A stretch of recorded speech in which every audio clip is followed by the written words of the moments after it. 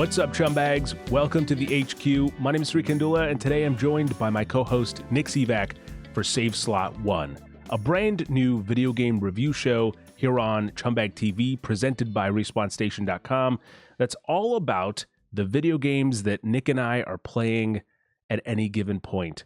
Now, you might be thinking, hey, isn't this what you do over on the Respawn Station podcast? And yes, you would be correct, but we decided to branch off our review sections to its own show because, to be honest, look, we get a lot of video games to review, and to give you a peek behind the curtain, when a developer or a publisher reaches out and gives us a game, it's them sort of trusting us and, looking at what we've done and saying, hey, please check out this game. And it is very much so to help give more visibility to the game that they made. And what we found was that a lot of times for the Respawn Station podcast, so often people come for the main topic that they skip ahead to an hour or an hour and a half into the show to when we talk about the state of cloud gaming in 2026 or something like that. And to essentially give the games that we're receiving and playing their kind of proper due, this show is for that. We're going to talk about all the games that we're playing, and in this episode specifically, it's going to be sort of a big one, perhaps bigger than most of the episodes of this show, because we have a few months to catch up on. We're not going to go through every single game we played in the last 5 months, but we'll go through some of the highlights, and then we'll talk about, obviously, what we're playing now. But of course, before we get to that, Nick, how are you doing?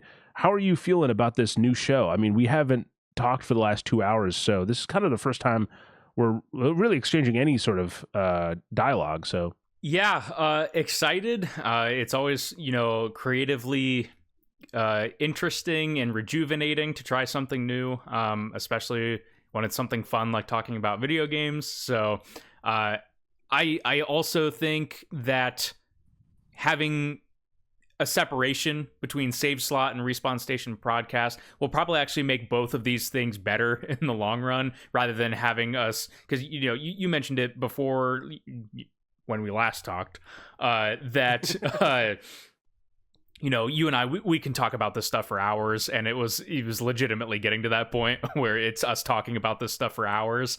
And so the idea is to hopefully, segment these off, make them a little bit more digestible, as well as also, giving each thing that we were trying to fully capture before their own sort of specialized, bite-sized, sectioned off thing to enjoy, right? So yeah, and their own time in the spotlight. All right, I'll say it. Now, that being said, another thing is that this doesn't mean that this will be a weekly show like the Respawn Station podcast has been for 2 years, on year 3 now. Because if we're playing the same stuff that we played last time and we don't have anything to build on, we can kind of just skip an episode and get to the next one. Also, while Nick and I are kind of the predominant hosts of both the Respawn Station podcast and Save Slot 1, or just Save Slot in general, the 1, 2s, 3s, and 4s will kind of continue based on episode. Mm-hmm. But other people can kind of get tagged in to kind of join the conversation. So if there's 1 week where I'm perhaps not playing anything new or exciting, but Nick is, and maybe Austin is, then he can kind of come in and take my spot to kind of talk about whatever kind of he's playing. And so this is going to be, again, like everything else we do here on Chumbag TV, a real experiment. We're going to take feedback. We're going to take our own criticisms of what we're making into account. And trust me, no one is harsher on the stuff that we put out than myself. So we'll take in, our all that critique and feedback, and we'll kind of fine tune the show as we go. But with that being said, enough shoe talk. All right, let's get to the conversation that people are clicking on this video for, which is the games that we've been playing. And then towards the end, we'll talk about the games that we're playing actively right now. Does that make sense? Did I say that? Did I fumble through that? It's all right. It doesn't matter because we're in the thick of it, and everybody knows that. Save Slot 1, baby. Yeah, and sometimes, Save Slot 1 can go corrupt. And you don't know what happens. You can come back and who knows? Fucking we're back on the start save. I'm going to do the intro halfway through this episode just for the hell of it. But anyway, Nick, why don't you start us off? While we've been off air for 5 months, what have you been playing? Give us the highlights, because we like to keep things positive around here. So, when we last left off on the Respawn Station podcast... No, you can't talk about the last game. We can't start it off like that. Well, it does lead into my more rapid-fire stuff. Okay. So, I was talking about Black Ops 7, and the reason that I was playing those games was that I got Xbox Game Pass. So, there's been a number of games on there that I've been wanting to get to. And while we've been off the air, I have been slowly chipping through my list of those that I've been wanting to play. Pretty much all of these from the end of last year are all going to be Game Pass games post Call of Duty. So I played Keeper from Double Fine, the Lighthouse and Bird game. You want to know how out of date you are, Nick? The new Double Fine game is already out, and you're talking about the last one? Pfft. Also... random, Nick thing here. Also a game that starts with a K and also on Game Pass. So yeah. Double Fine, they're carving out that niche for themselves. But Keeper was fun. I had a good time with it, but it definitely has kind of already left my head. Yeah, like it was only like 4 or 5 hours. Like I definitely think it's good if you're in the mood for like I don't necessarily want to say like Journey, because it's not exactly like Journey, but a game where like you're not going to be following a deep narrative with like characters and stuff. It is going to be more like puzzly, exploration-y, walk around kind of thing. I enjoyed it, but yeah, like it's not really the type of game that I foresee myself going back to. I also played The Gunk, which is a game that's been on my backlog for a long time. It's from the developers of the SteamWorld games. Yeah. Mm-hmm. Again, I had fun with it, but not necessarily a game that I think I'd go back to. Sort of sci-fi, exploration-y, puzzly, a little bit of action here and there. What about cleaning up the gunk, right? Like that, like cleanup is the kind of the core mechanic. Yeah, you like crash on this alien planet, and there's this like corruption everywhere, and yeah, a big part of it is cleaning the environment, and it kind of has like a sort of like a social theme around that as well.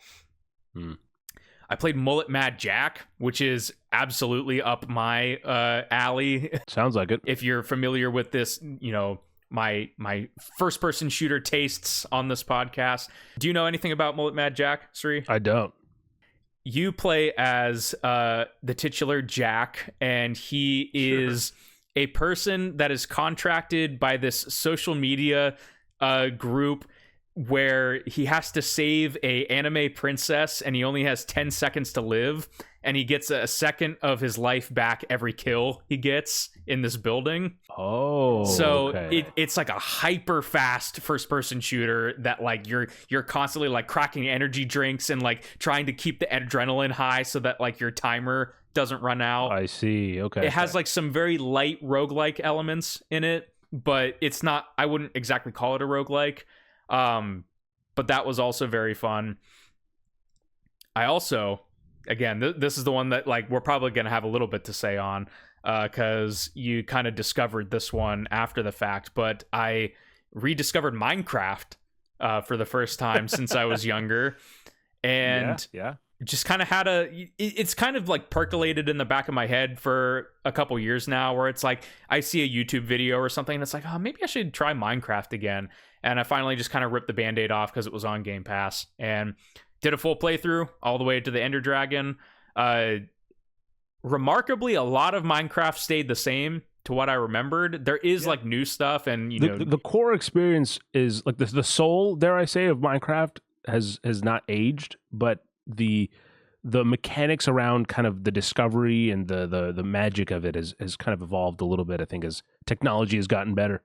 Yeah, and I had a lot of fun with it. It's the kind of thing where it's like now I feel like I'm good for another decade. Like I don't have to go back to it again. Like maybe if you tap me on the shoulder and be like, hey, we're doing a stream, like hop in or whatever, I might, hop in and play a little. Did you play solo or with friends?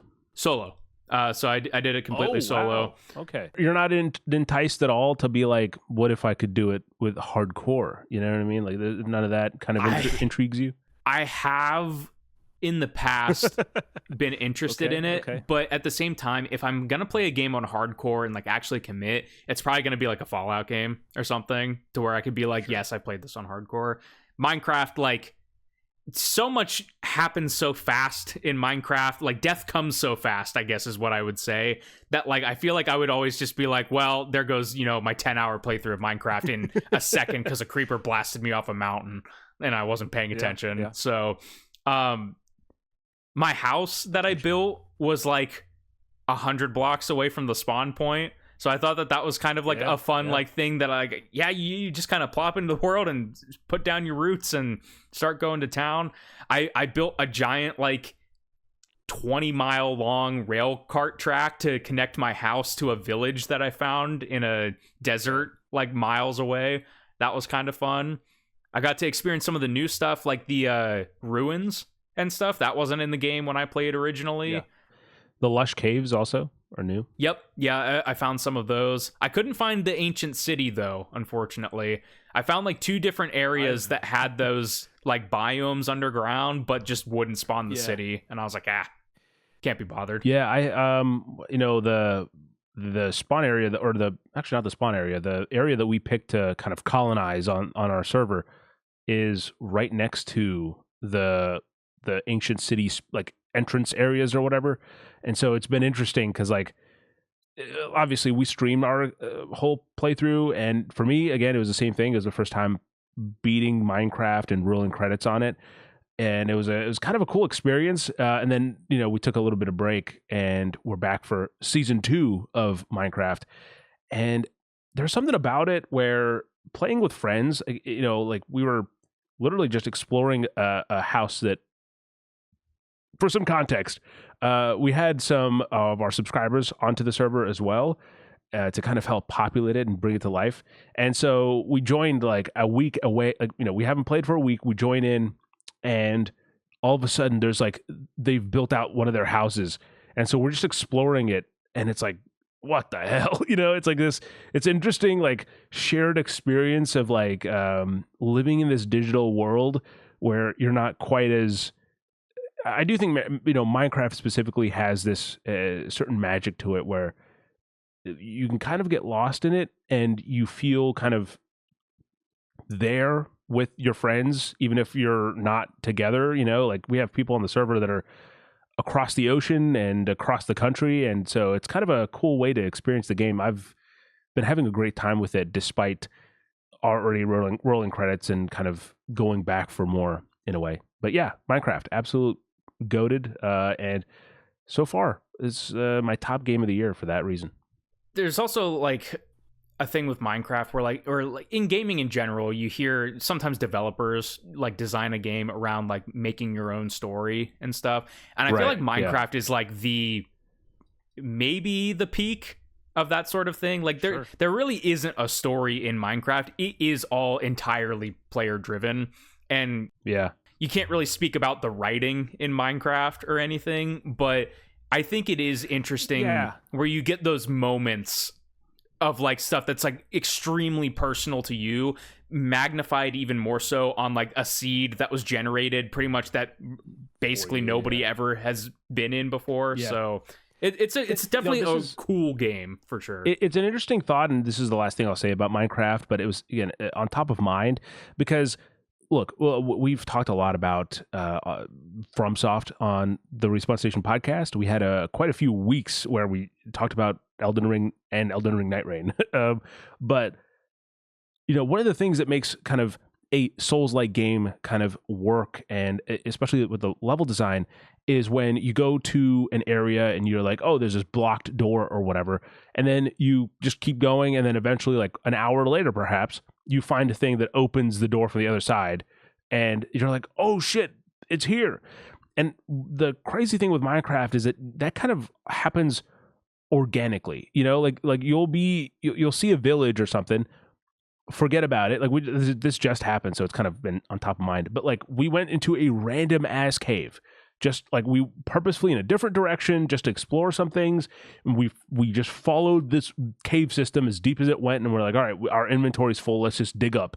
And we ended up in a village right next to our home base, and we're like, oh shit, it's this village, you know. And it's like that little moment that you get of almost like, oh, that's like intentional, but it happens kind of organically within the game systems, which is kind of a cool detail. But yeah, very few games really have that. Anyway, what's next, Nick? So that took me to the end of 2025. Do you want to take a turn here talking about some of your games? Because I mean, once we get into 2026, there is less for me to say, but there's still a couple things that we can definitely talk about. Well, yeah, it's inverse for me because at the end of 2025, I pretty much didn't play anything else. I was traveling, and then I had a lot of work afterwards, so I just pretty much had a pretty chill end of the year where I just didn't end up using as much technology, you know, taking a little disconnect, which was nice. But then in 2026, I kind of went right into it. So yeah, Minecraft was one of the first games I got into. I'll only talk about, so first of all, along with this show, we also have another video game review podcast that's monthly. It's called Retrograde. And so this month, just for Retrograde, we play through Duke Nukem Forever, Call of Juarez, Life is Strange, Stranglehold, and we're currently playing through Batman Arkham Origins. And I'm not going to talk about Arkham Origins, even though that's currently what I'm playing. But I will say, you know, a little bit of like this, try that. If you like Arkham Origins or any of the Arkham games, try Absolute Batman. This is Volume 1 called The Zoo. I am rereading it because I'm obviously playing through the Arkham game. And I also have Volume 2 of that, which I have not read. So I'm going to read through Volume 1 while playing through the game, and I'll get to Volume 2. I'm very, very excited. I cannot recommend it enough if you even have a mild interest in Batman. But with that said, those games I'm not going to talk too much about because we have hours of discussion about those games. That being said, some of the highlights from this year that I'll throw out there is Opus Prism Peak. It's a kind of a small indie, what they say is a visual novel, but it's not. It's a little deceptive. We also have John Carpenter's Toxic Commando, Luma Island, Greedfall, The Dying World, Sleep Awake, Dead Zone Rogue, and Shadows of Rose DLC for Resident Evil in preparation for Resident Evil 9. Those are specifically the games I mentioned because you can read my thoughts about them over on RespawnStation.com. So I'm getting the plugs out of the way so that I don't, you know, when we get to the full discussion, I'll only talk about games where you have to be listening or watching this show to get my thoughts on. So there you go. That's my little recap. I'll toss it back to you before we continue talking about 2026. Sure. Yeah. So, like you mentioned, the Retrograde games, you can go watch those episodes to hear more in-depth thoughts on those. Outside of that, I played the first Diablo on Game Pass. Oh, shit. Okay. Kind of started off the year with a retro game, like a significantly retro game. Right. I've always wanted to play the Diablo games, and now they are finally all on Game Pass. For the longest time, it was 1, 3, and 4, but they didn't have 2, which is like the fan favorite one. But within the last like month, I think they added 2 Resurrected to Game Pass. So definitely looking forward to continuing those. I played Mafia: The Old Country. That's a series that you've fallen in love with. Yeah, I enjoyed it. It has some of the same kind of shortcomings, I'd say, that Mafia Definitive Edition has, with like some weird kind of performance, like character performance stuff at times. And, you know, the Mafia has always looked like kind of GTA, but hasn't always felt like GTA. And this game feels a lot more linear and stripped down. It feels in line with like Mafia Definitive Edition. Sure. I will say, just kind of throwing it in there, though, again, it's on my backlog, so I haven't played it, but it is in that sort of AA space, right? That we're kind of talking about. AA, but it punches above its weight, for sure. For sure, yeah. If you want to know context for what we're talking about there, check out the Respawn Station podcast. No, for sure. But yeah, you will like it when you play it. Hell yeah. It's very cool. It's set in a unique time and a unique place for this series, so it's nice that they're still able to shift some things around and, keep it fresh. It seems that the game got enough kind of positive momentum and good publicity that I think that there's a sequel being greenlit of some kind. I wouldn't be shocked by that. I think it overperformed expectations. So yeah, you love to hear it in this day and age. You'll love to hear that. So yeah, definitely excited to play that and then see what else the Hangar 13? Yeah. Okay, sure. We both said 13. It's got to be right. I started this game technically back in 2025, but it was a very prolonged playthrough because I was playing it in co-op with a very close friend of mine. Split Fiction? No, I did play Split Fiction with this friend, but we played Resident Evil 6 in co-op. Oh, I see. Yeah. Doing our own little Resident Evil Requiem prep, but we were pretty much playing it once a week over the course of like 6 months. So it took a while, but we did all the campaigns. So we did like full playthrough with some mercenaries on top as well. Nice. That game's wild. It is wild. It is crazy. One of the playthroughs has because if you start off on the Leon playthrough of that game, you're like, oh, it's a pretty standard, a little bit action heavy. But there's one of them, and I forget the guy's name, but like there's a boss fight like within the first 30 minutes, and it's like a big boss fight, right? If I remember correctly. And it's kind of like, oh no, this is not a regular Resident Evil game. Yeah, it's 6 is so funny, especially playing it after the Resident Evil renaissance of like 7, 8, 9, 2 remake, 3 remake. 6 is somehow just even crazier than you think it is. So some parts of that game are bad for sure, but I also had a lot of fun playing it in co-op. So I played Wild Guns Reloaded, which is a remaster of a Super Nintendo game. It's kind of like a sci-fi western gallery shooter, I guess is what you'd say. Like you're placed in one area of the screen and you kind of move back and forth and you shoot into the screen at enemies. No story, very arcadey, kind of hard, and not very good checkpoints. It's very arcadey, but pretty fun. I played, this is another big one that I won't talk a whole lot on because you can watch a video review or read the review for Romeo is a Dead Man on RespawnStation.com. New Suda game that I was very much looking forward to, and had a lot of fun with that. Played Star Fox 64. Yeah, I have my own plug thing here. If you're interested in that, you can watch my playthroughs of Star Fox 64 because I just uploaded a Nick 64 episode all on revisiting that after seeing the Mario Galaxy movie. And this is another pretty big one. I played Donkey Kong Bonanza, played the monkey game. That if you are an older listener of Respawn Station podcast, you'll probably pick up on that. But big monkey Switch 2 game. Haven't played many of those yet, and Bonanza was fun. I had a very good time playing it. It has that Nintendo quality bar to it.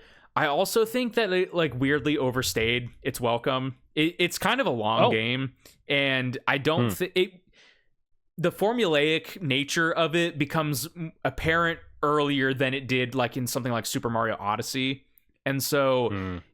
Like every single level you go to, it's like sometimes they'll throw in a curveball level and it's like, oh, that's kind of cool, they changed it up. But then when you're in like a big main level, it's like, oh, I know what that NPC is going to tell me. I know what banana I'm getting over here. I know this stuff. And it just kind of like became a bit more repetitive over time. And then on top of that, it also does the Mario Odyssey thing where there's like 1,000 moons like in Mario Odyssey. A lot of collectibles and stuff.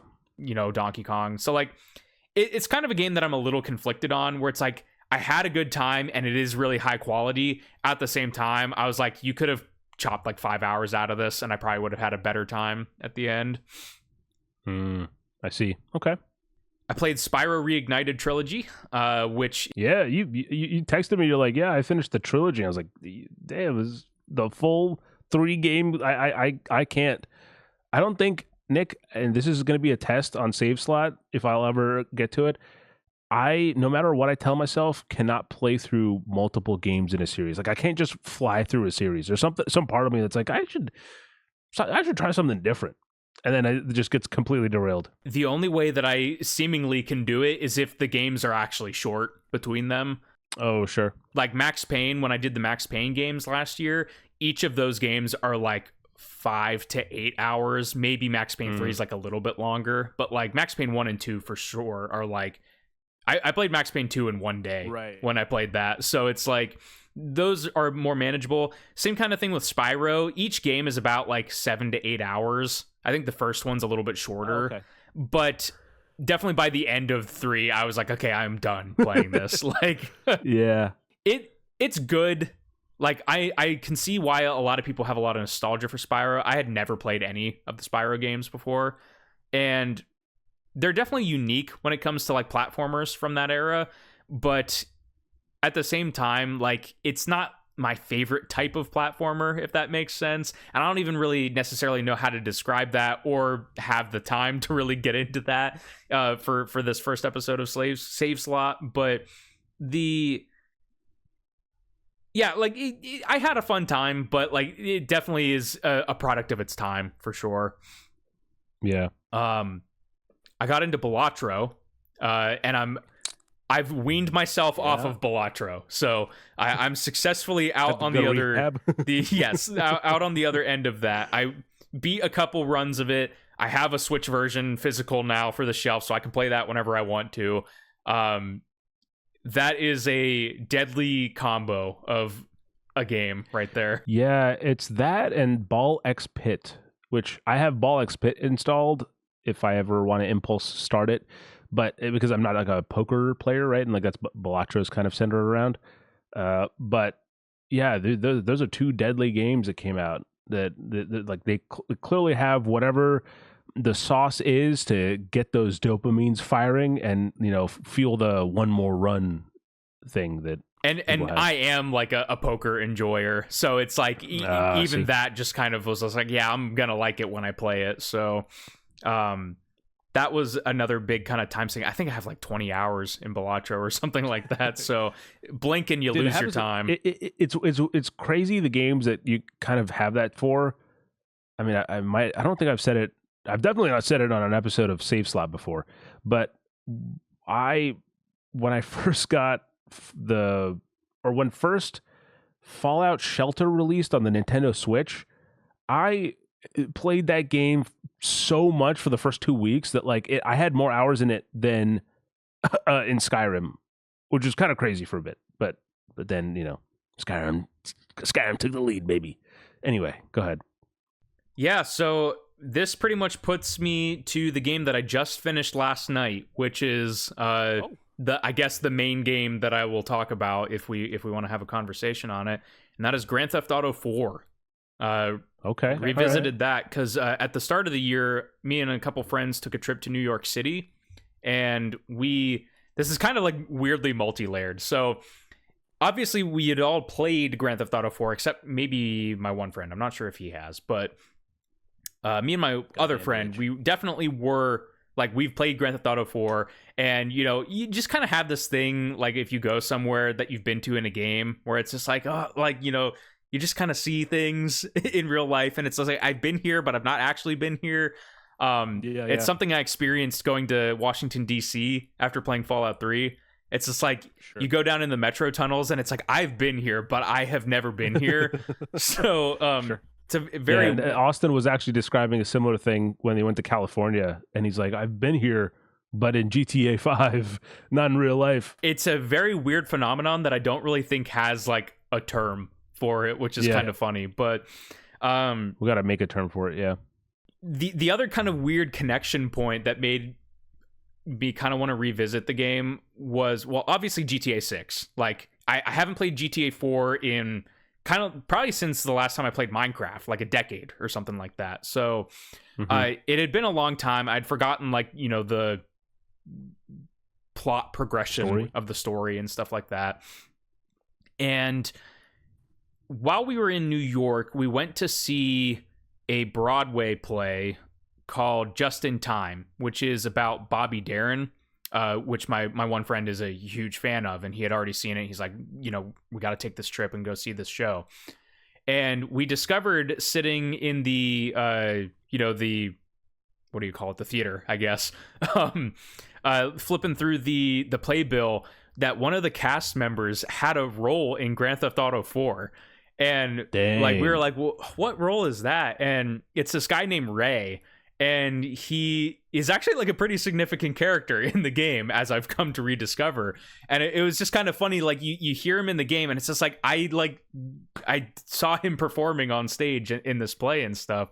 So it was like this weird little thing. And when we came back, like we were just kind of like talking about GTA 4, and it's like, I guess now is the time to replay this game. Revisit it. Yeah. And how long did it take you in the end? I've never played GTA 4. I've actually not played a single GTA game. Which is going to be great later in this year, because I have a feeling you're probably going to be playing 6, if I had to guess, or at least trying it. Yeah. For this playthrough took me, Steam says 30 hours. There is an achievement that I unlocked that is called Liberty City Minute, which is to beat the game in under 30 hours. So I don't really know how that works. Okay. I don't know if I was just under that cutoff or what, but yeah, it took about 30 hours, and I was primarily just doing the story missions. I wasn't really like getting distracted with like going and playing pool. Damn, so it's 30 hours of just story missions? Yes. That's crazy. It's weird with a GTA game, because it's not like, well, you actually would have a frame of reference for this, having a little bit of experience with Red Dead 2. Like, when you're on missions, a good chunk of the mission is actually traveling. Like, just horseback riding or just conversations. Yeah. So, yeah, like if you were just doing the story mission content, I'm sure it's like half that time, because like you're driving around everywhere. Sure. Right. But yeah, about like 30 hours is the story, the length of the story mode for GTA 4. And it has aged pretty well in most regards, and like a little bit less well in other regards. The way that I described it to my friend was like, it's the perfect midpoint between old Rockstar and new modern Rockstar, where like GTA 4 in the cutscene direction and like the motion capture, the camera angles and stuff, it feels like you could tie a line directly to Red Dead 2. And it's like, it's where this kind of cinematic language kind of, sure. They had it in the older games for sure, but GTA 4, it just kind of feels like a bit like they took a bigger step up for that game. And it's in like the writing, the sort of line delivery. There's this great clip. I'm sorry, this is gonna be kind of tangent-y, but there's this mission where you go to deal with this like Italian mobster family, right? And the progression of beats in this one scene just cracked me up, where it's like you come across this mobster's wife outside, and she's like kind of depressed and angry, I guess, at her like, situation in life. And she just kind of turns to you. She's, you've had a couple interactions already. And she goes, I hope you find like an innocent person to kill, maybe somebody with a family, so they can really like mourn them when you're done. And you just kind of ignore it, walk in. There's a member of the mob that's kind of like the guard for the head honcho inside. And he's asleep on the bench. And Nico just kind of claps in his face and goes, yo, he's like, where's Mr. Pecorino? And he's like, oh, I'll figure it out. And then he goes like, boss, he yells into the other room. And then the boss comes out and he's like, Anthony, how about you shut up? Or better yet, fuck off. Like, it's just like this comedic kind of tone that Grand Theft Auto has always been like really good at, but it's just like in like a 30-second sequence I had like 3 different laughs at just like this random ridiculous situation that was happening, and we hadn't even gotten to the context of the mission or anything at that point. So the radio stations in Grand Theft Auto games historically are incredible. This game is like so vast. You have so many different stations for different types of music. You have rock, 80s. You have rap, hip hop. Yeah, hap. There's also a bunch of talk radio stations, so they have like kind of precursors to like the big rise in podcasting and stuff. So there's like different things that happen and evolve over time as you play the game. They do a fun thing where they have Weasel News, which are like news reporters, and they'll have fake news stories that they add in, but then they'll also comment on missions that happen in the game. Like if certain characters die, they'll like report on it and stuff. But then they have ones in there that are gloriously of their time, where it's like, do emails cause cancer and stuff like that? So there's just it's always entertaining to listen to that stuff in the game. And yeah, I don't want to like hog up too much of the airwaves with it, so we can kind of bounce back and forth if you want, but it feels like an older GTA game from the gameplay perspective in like how the missions are designed.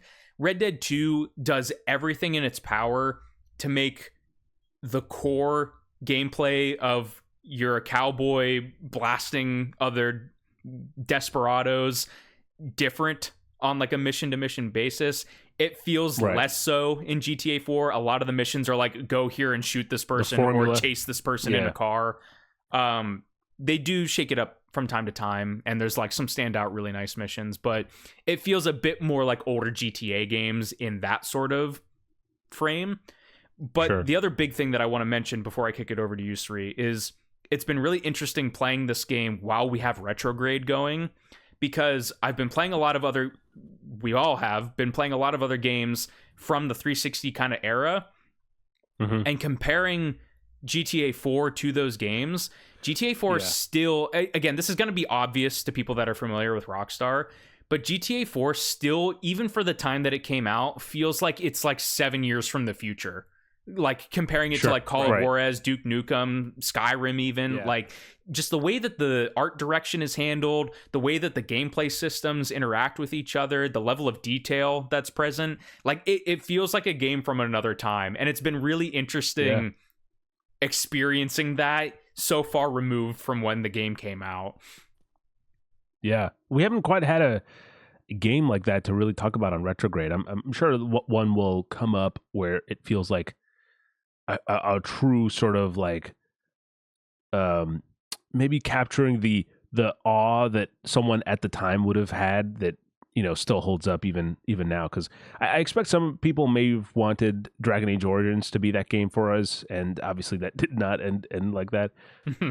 I also will occasionally, before I get into my stuff, I'll occasionally go back and read reviews that I wrote a while ago, just for fun, just to kind of see what I thought about a specific game, or see how I worded certain things. And I recently revisited my Mafia 2 review. It's not really a review. I didn't give it a score or anything. It's actually just a kind of an opinion piece about how Mafia 2 deserved a better kind of definitive edition.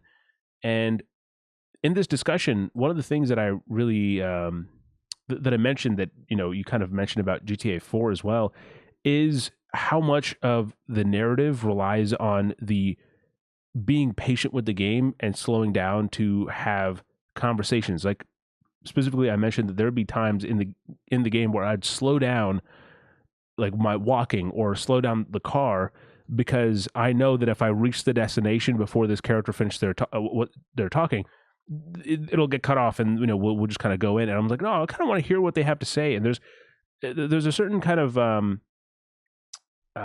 trust, I guess, the developers, and maybe confidence that the developers have to say, yeah, this is how this game should be paced, and we have to trust that the player would want to seek that out of their own volition without being like, yeah, skip, whatever, get to the next thing. And I think the payoff for that is you can argue if it's worth it or not for some people, but I think the payoff is usually like a deeper connection to the kind of the characters and narrative. So yeah, it's interesting what DNA carries through between that Mafia, GTA, and like Saints Row or something like that. Anyway, I digress. Let's talk about some of the highlights of the games that I've played this year that I have not talked about on the website, and you can only find out by listening to this here episode. First of all, Alexa and I have been for a few months playing through a co-op Kirby and the Forgotten Lands, or the Forgotten Land, and we just finished it. We were already like, we were pretty much on the last level when we left off last time, and then we picked it up again. And so we essentially finished the last big level, you know, it was like 5 or 6 sequences in that last level. And man, this game ends on a bang. It is so much fun. And there's some kind of shortcomings in terms of like the fact that the player 2, which was me, because Alexa thought Kirby looked cute, player 2 just has to be a bandana Waddle Dee for some reason. Like, I felt so useless the entire time because I'm like, Alexa's like, I'm a tornado, and I'm just like, yeah, jab, jab, jab. You know, it's just fucking pointless. But at the same time, the exploration of that game, like finding out little secrets, is so satisfying because you're just like, oh, I wonder if that's over there, like if that's something over there, and then you just kind of stumble into cool things that are really fun. And yeah, the finale for this game, if you have not played it, is absolutely like balls to the wall. Like, let's just fucking go big or go home, and it is very fun. And once you beat the game, it unlocks another level. So we still don't have that to chip away at. Here, it's funny that we're talking about Kirby. While you were finishing it, we exchanged a text conversation about Kirby, and I was like, yeah, I've played a couple of them. And like, as the conversation was going on, I was like, oh, I actually have a lot of these Kirby games. And actually, real quick, if I can reach it, we'll see. Sure. Got a new addition to the collection, Kirby Planet Robobot on the 3DS. Yeah. So this was one that I was looking for a while, and I was just like, it was like maybe like a week after we had that conversation, and I was like, oh, here I am, getting another Kirby game. Like, dude, you know, because Alexa's currently, she has, you know, she's feeling a little sick. She has the Pacopia fever, but she was so taken by the end of Kirby and the Forgotten Land that she then immediately picked up, I think it's called Return to Dreamland Deluxe. Mm-hmm. I believe that's what it's called. And we haven't played that game yet, but she's Kirby'd up, you know, she's ready. Other than that, I have Tides of Tomorrow. I'm not going to talk about that too much because there will be a full review over on respawnstation.com. I played Battlefield 6 for the first time. I'm not going to talk about that too much either because I haven't played the story. So I'm sure at some point I'm going to revisit it for the campaign, and we'll have a conversation here. Monster Hunter Wilds. This is a random story, Nick, but since we like to have tangents on here. Austin and I just hit the town, you know, as two guys do, to pick up some video games. And the video game I was trying to get was Assassin's Creed Shadows. And it was like supposed to be on sale for like $20 or $15-20 at Best Buy. So we went there, and it turns out that they didn't have the game, but they did have Monster Hunter Wilds, which on Amazon was showing me $15 price tag. At least that's what I thought in my head. It turns out it was actually just $20, but in my head I was like, this was like $15. But it was sold out, so I couldn't show the guy at Best Buy to price match. So I was just like, yeah, it was like $15 when I looked at it. So genuinely, I did not lie to him. I just thought I was, you know, it was $15. And the guy was like, man, this game is awesome. Let me call my manager. And then the manager shows up and goes, dang, this game is awesome. Sure, we're going to give $15. And I was like, all right, cool. So Austin and I both ended up picking up Monster Hunter Wilds. We played a few hours of it. I think I played probably a few more hours than him. It's one I want to get back to because it's like a fun kind of game. It's just that its story is a little over serious. Like it's overindulgent on the narrative, where you're like, the point of this is to get to the monster fights, but there's a lot of yapping in the middle. So, sure. You know, not my best.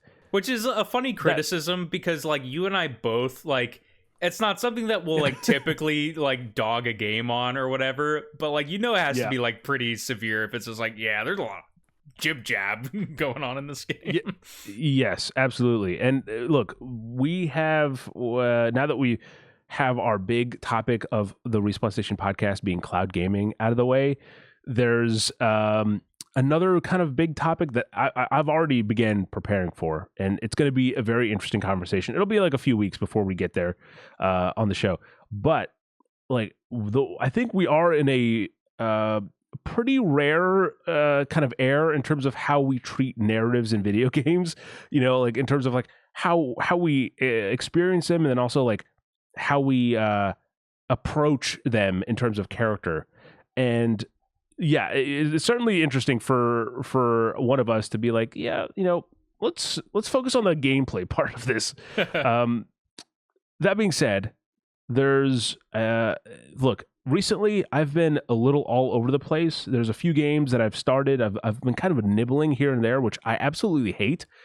I like to just play one game at a time, and maybe two games at a time if I can, to focus up. So yeah, obviously Batman I'm not going to talk about. The other game that I've been kind of nibbling at, I find interesting, but again, I for embargo reasons, I cannot talk about as well. I have another 2 weeks on that before the embargo lifts.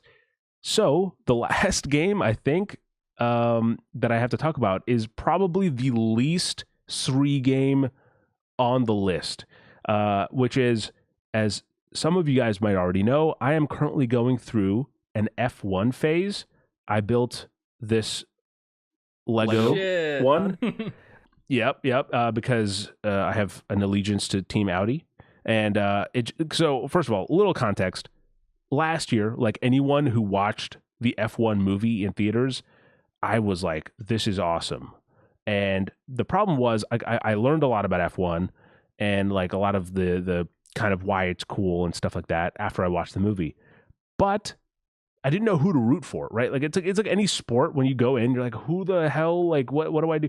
And so initially I was like, oh, I'll just go for McLaren. And so I went because it's orange, and orange is my favorite color. But then I realized that Audi being kind of where my loyalty lies, that Audi is competing in 2026. Like it's the first year that they're actually involved. So obviously it's been a busy 2025 so far, or sorry, it's 2026 so far. But the third round of competitions just happened this weekend. It was a Miami Grand Prix.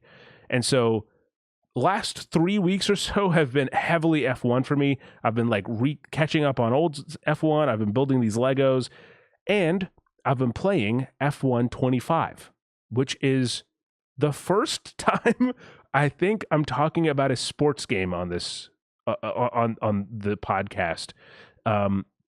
So it's very weird, and it's an interesting experience. It's obviously not like it's not like a football club or whatever it is, or it's a different experience. But I'm playing through career mode, and my goal is literally just to play through the career mode. And I started out with like driver assist on, and then now I'm I have it off, and I'm kind of trying to go off of my own grit. And it certainly, like, I'm not a fan of Sims. Like, I don't like Forza. I like Forza Horizon. I don't like GT, but I like The Crew. Mm-hmm. And so this is like the first time I'm really into a sim sort of game. But it really captures the sense of speed that when you're driving on this thing, and you're going from like these like sharp turns to like 200 miles per hour, and then like another sharp turn. Like it's intense. And what I find is that initially the first, like, I'm playing through career mode, which has you playing through F2, and then you go into F1. I'm still in F2. Mm-hmm. A fun little thing that I didn't realize. So I was playing the game, and it's F1 25, so it's last year's F2 season. And one of the players that's like, one of the NPCs that is kind of racing alongside me is a guy named, I think it's Kimi Antonelli. And I was like, oh, cool. He was like almost got first place, in the kind of race, but I got him. And the dude is now in F1, and so in Miami Grand Prix, he won the Miami Grand Prix, like the real life Kimi Antonelli, and he's currently on a 3-win streak. He has not lost this Grand Prix so far this year. But Kimi, your NPC could use some work, man. I'm smoking him. But anyway, yeah, that was how so initially in my first few races, I had the F1 soundtrack playing while I played, and man, I was locked in. Like I'm just going full speed. I'm like I'm hitting the zone. Like it's like everything's clicking. And then now I'm taking a little bit easier. I'm listening to podcasts and audiobooks while I race. And again, it's still like just really it's a good.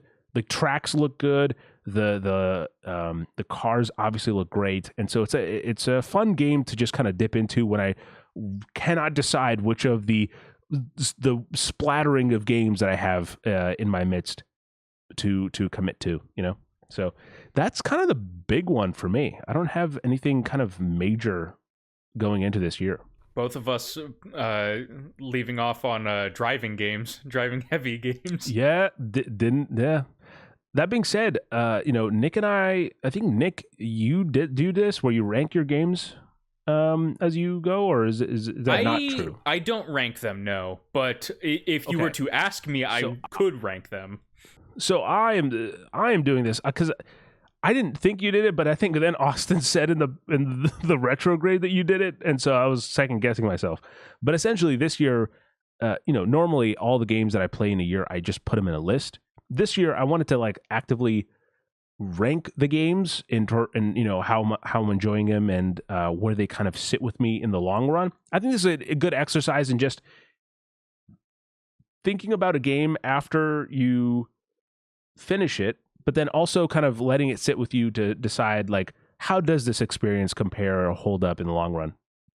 That being said, my bottom two are currently retrograde titles.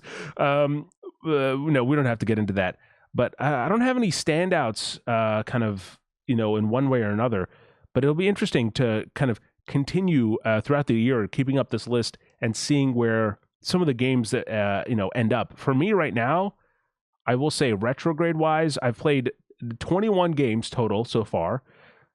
20 and 21 are both retrograde. 8 and 4 are also retrograde. Oh, and 11. So a wide little spread of how the show is going, but yeah, it'd be interesting to follow with. I've played 14 this year, or I've completed 14 this year. Yeah, we have slightly different because I just do playing and Nick is a hardcore completionist. Yeah, I only add a game to my list that I roll credits on. So I feel like for us being in May and me being at 14, that feels like I'm behind in terms of like other years. Usually I get between 40 and 50 done in a year. And who knows, maybe I'll hit that point, but it all kind of depends on how long the games are that I'm playing. And I feel like a lot of these ones have been longer games this year so far. Yeah, I don't know. Retrograde, some of those would probably be on my loss just because some of these other ones that I've played are like highly great games in my mind. Right. Stranglehold would probably be pretty high up there, but the thing that I notice about my list is that I've really not played a whole lot of like new games so far. Yeah, like I Romeo's a Dead Man is the only game that's come out this year that I've played so far. Sure, that's about to change. I don't know if we'll get into that at the end here, but a lot of my games have been older games, which was something a bit conscious that I went into this year wanting. I was like, I have a ton of stuff behind me, obviously. Like I want to start playing some of these things. So yeah, that was definitely a conscious decision on my part. But currently, now that I'm done with GTA 4 and about to start up some other stuff, I am going to be going between some new games for sure. Either last year released or this year. Well, as we get closer to the end of this episode, I thought it'd be interesting, Nick, to, obviously this show is entirely about video game reviews. And specifically, it's like our perspective. Again, we're not going to be the only hosts, but predominantly it's going to be Nick and I talking about video games on this show. And so I thought it'd be an interesting kind of first episode time capsule sort of thing. As we go into the rest of the year, what are, if any, if you have any, I don't want to put you under pressure, do you have any kind of goals in terms of, and it could be, actually, I'll just say that, goals. And that could be both like, I want to, as broad as, I want to try different games, or it could be like, I want to beat this many number of games, or just kind of anything overall that you want to, give yourself a North Star for 2026. I did go into this with a specific goal this year. Okay. I've also gone into previous years with specific goals that haven't come true. So it's like how every year I go in, I'm like, this is the year I watch Naruto, and I don't do it. Tangentially also, because I kind of have to sidebar this before I give the actual answer. Sure. Okay. One of my historically low traversed genres, but comparably high fan appreciation and like fervor things is Japanese RPGs. It's something that like a Persona or yes. One of those things. Okay. Persona, every couple of years I play like a big one that has like a lot of, fan stuff in it. So Persona 5 I played back in 2020. I played Earthbound. I've played, Pokemon, if you count it. I count those old Pokemon games as JRPGs. They functionally are. So every couple years I try to pick one, and I want to play this year. This year for 2026, I set out at the beginning of the year saying that I want to play Chrono Trigger, which is obviously a hugely kind of influential, hugely fan favorite game. I think maybe I heard rumblings that there's like an anniversary coming up for it and stuff. So I was like, maybe get in here if there's Square does like a remake or something at some point. But Chrono Trigger is also one of those games as a retro game collector on the Super Nintendo. That game is like, sure, kind of grail status. Like it's, a couple $100 just to get the loose cart for that. I unfortunately don't have the Super Nintendo version, but I do have the DS version, which is widely considered to be like the optimal way to play it, I think, because there's also a PS1 version that I have, and the PS1 version added CG cutscenes back in the day. Yes. Yeah. And the DS version, it's like it takes the Super Nintendo gameplay, but it has the CG cutscenes with it. So that is how I'll be playing it eventually, if I do get to it this year, is on the DS. But yeah, that was kind of like my goal this year, is like I want to play that. Again, I don't know if I'm going to have the time and to it's do that. specifically just Chrono Trigger, not just general JRPGs as a genre overall. Yeah, just because the unfortunate thing about them is that they are pretty significant time sinks. Some of the older ones are a bit better, and like, you could get like a 20 or 30 hour JRPG. Like I think Chrono Trigger is about 30 hours if I have my math right on that. Sure. But yeah, that's why I only really do like one or sometimes two a year, or like every couple years. It's just like I get in the mood for it. I put a lot of time into it. I hit off this, backlog, royalty kind of game. And then I'm like, okay, I'm ready to play some other stuff. Because they have their differences, but a lot of these games do play similarly. A couple years ago, I played Golden Sun also on GBA. So it's like, while maybe not technically JRPG based on your definition, a lot of them are turn-based combat RPG games. So it's like, there's only so much bandwidth that my first-person shooter platformer rhythm game. Technically, Legends of Highborn is a JRPG. Yes, it is. Yeah. But okay, so there you go. That's your goal. That's kind of my specific goal. Do you have any sort of specific goals that you're doing? Well, I kind of talked about this in the the second episode of Retrograde. And I realize now, man, we had a lot of plugs going around in this episode. But we got cross promote, man. That's what we got to do. So I talked about it there, and it's not necessarily a goal in terms of like a genre or a number, but I've been trying my best to be better at really taking in a game, and also like and I don't think like all the games that I play require this, right? Like for example, I'm just looking at my list and I can tell you for sure Call of Juarez, Duke Nukem Forever, these like even like I played a game called Dead Zone Rogue, F1 25, a game that I'm enjoying as much as I can enjoy any sports game of this kind. These games don't really need it, right? But at the same time, there's games that have a story that are trying to say something, and I feel like too often they kind of go in one year and out the other. And sometimes I review them, and there's a little bit more kind of thought where I'm like, I have to think about this more, to get the words down. But even with that I want to be more conscious of what I'm playing, and even if I have to make maybe the quote unquote hard choice of playing a game that I might not be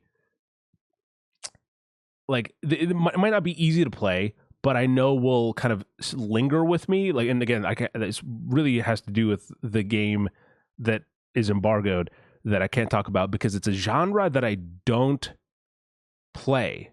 I am almost like I rarely play this genre, but I know that the narrative and the writing is so strong that I'm like, I want to see what happens, and kind of see it through.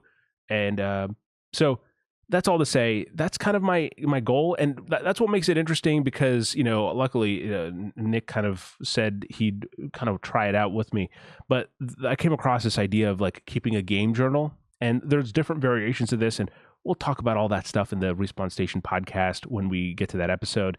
But that's kind of where the core concept came from, is using the game journal as like a thing to kind of another way to filter through the story of the game you're playing. And so we'll see how that works, and if it's effective or not effective, or if it's something that I'll continue to do or kind of abandon.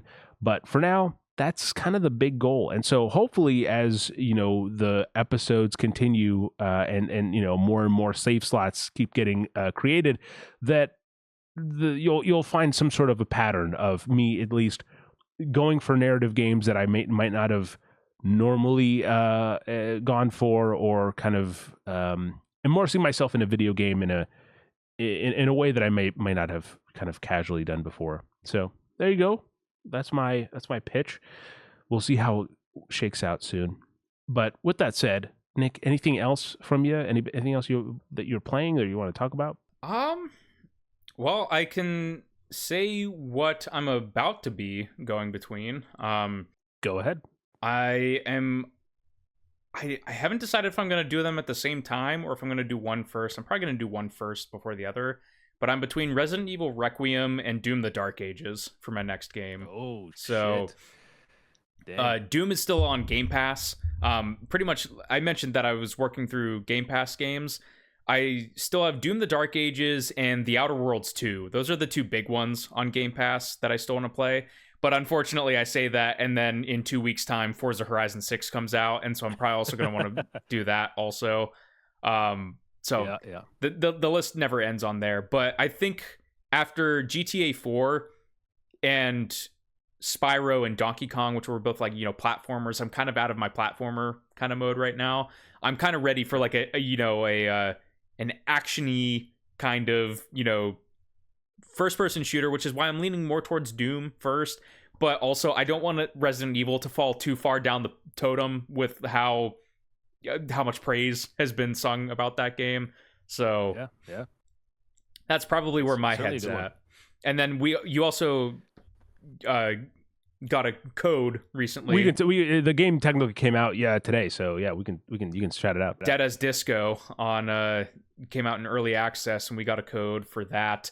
And that's a game that's been on my radar. Actually, last year, I believe I talked about the demo a little bit. And yeah, I'm really looking forward to getting into that game too. And that game, even just looking at it, you can see the sauce on it, right? And so it's like, I'm sure as a huge Hi-Fi Rush fan and just a fan of rhythm action games in general, it's actually going to be really fun playing this against Arkham Origins, because they have very similar kind of combat in there. So very, very much looking forward to sinking some time into that and seeing how that's going in early access. Well, if you want to hear Nick talk about some of that stuff, you're going to have to come back next episode of Save Slot. For me, you'll hear me talk about Neverness to Everness, or NTE as it's called, a little bit more in detail. I have a few hours into that now, but I don't want to. I'll save it for a more in-depth discussion next time around. And there's going to be a game that I'm going to play on this here. Definitely ROG Ally X, right? Definitely, that's what this is.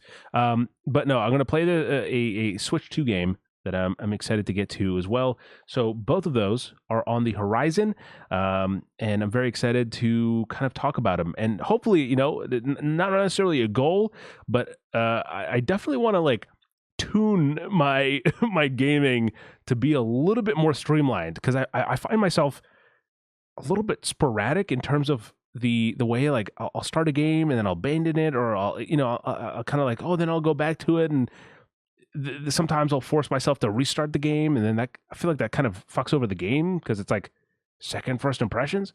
Anyway, it's a lot of things to consider, but that's some of the things to look forward to. This is going to be an interesting show, and I hope you're as excited as we are to get right into it. So thank you so much for watching the very first episode of Save Slot. If you're new around here, feel free to hit the subscribe button, leave a like, and support the show in any way you can. And until next time, as always, thanks for watching, and have a good night, a good morning, and a damn good time.